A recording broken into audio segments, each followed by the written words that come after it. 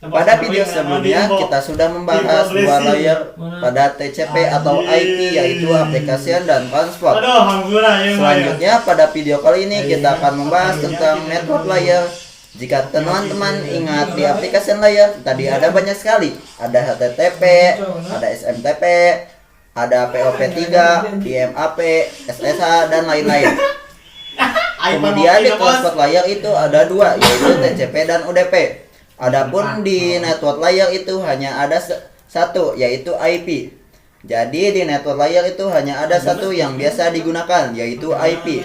Nah, IP itu menyediakan dua fitur yang sangat penting, yaitu addressing dan routing. Nah, kalau teman-teman ingat di video sebelumnya, saya sudah jelaskan tentang IP address.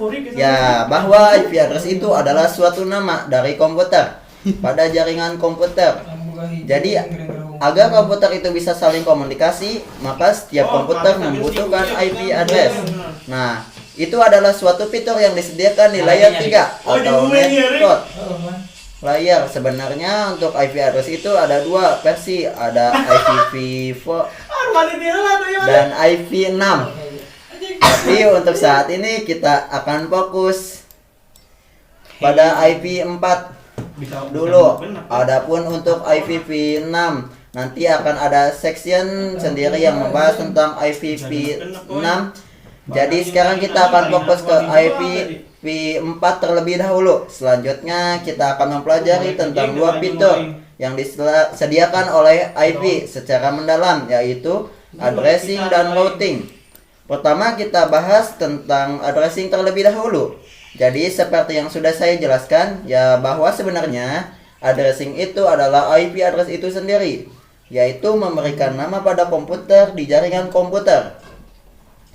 Jadi di sini seperti halnya kita dengan teman kita, kalau kita mau komunikasi dengan teman kita pasti butuh nama untuk memanggil dia. Begitu juga dengan komputer pada suatu jaringan, mereka juga butuh nama untuk saling komunikasi. Nah, dalam jaringan komputer itu adalah IP address. Jadi contohnya di sini komputer 1, ada komputer 2. Komputer 1 IP-nya adalah 192.168.1.1 dan komputer 2 IP address-nya 192.168.1.2. Jadi ini persis dengan yang sudah saya jelaskan pada video sebelumnya. Kemudian routing. Jadi routing ini salah satu fitur yang disediakan oleh IP pada layer 3 atau network layer. Nah, routing itu cara kerjanya hampir sama dengan kantor pos. Jadi contohnya nih kita misal ada di sini, jadi ini kita kemudian kita ingin mengirim surat ke teman kita.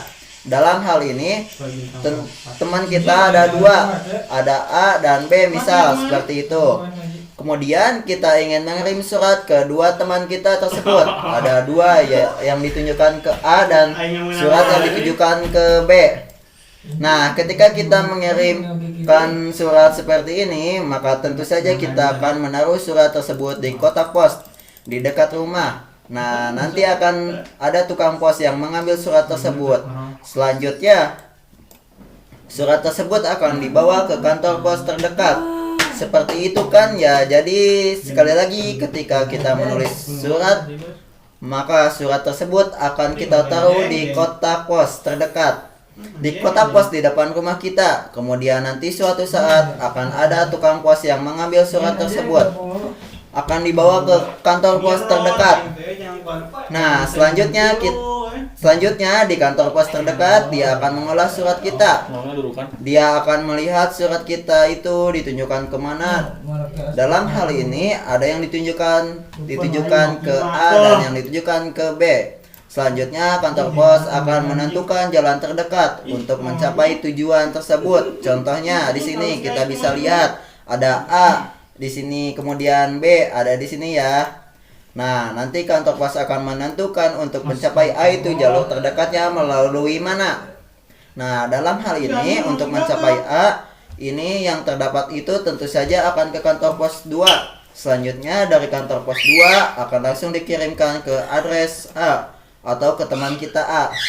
Nah, kalau kita lihat di sini sebenarnya untuk mencapai A ini itu ada 2 jalur. Kita bisa melalui pos 2 seperti ini, kemudian langsung ke address A.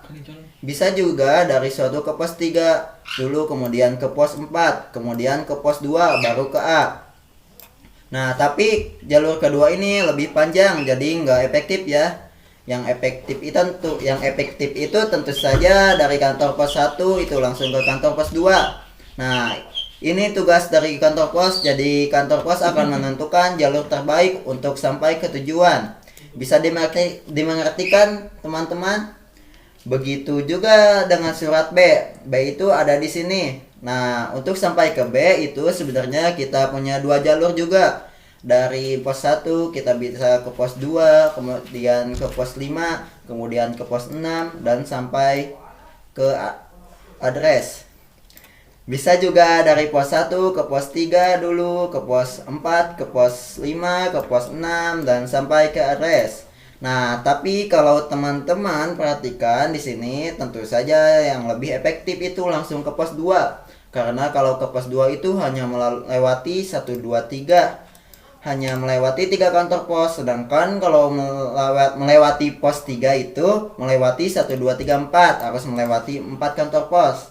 Nah, ini tentu saja lebih efektif melewati jalur yang atas. Nah, ini adalah gambaran dari routing di jaringan komputer. Itu juga ada mekanisme seperti ini, yaitu menentukan jalur tercepat untuk sampai ke tujuan. Nah, kalau di jaringan komputer, kantor pos ini itu ibarat adalah router. Jadi sebelumnya kita sudah belajar tentang router juga ya teman-teman, yaitu yang berfungsi untuk menghubungkan antar network. Kalau teman-teman ingat, nah dalam ilustrasi ini tadi kantor pos ini kalau di jaringan komputer itu adalah router. Jadi router ini cara kerjanya hampir mirip dengan kantor pos, yaitu ketika dia menerima suatu data, dia akan melihat data ini ditujukan ke siapa, kemudian router akan menentukan jalur terbaik untuk mencapai tujuan tersebut. Mirip dengan kantor pos. Oke, jadi ini adalah 2 fitur utama yang disediakan oleh IVNet di network layer. Yang pertama kita bahas tadi adalah addressing, dan yang kedua yang baru kita bahas adalah routing. Saya rasa cukup untuk penjelasan di network layer ini. Pada video berikutnya kita akan membahas 2 layar terakhir sekaligus, yaitu physical layer dan data link layer. Sampai jumpa di video berikutnya.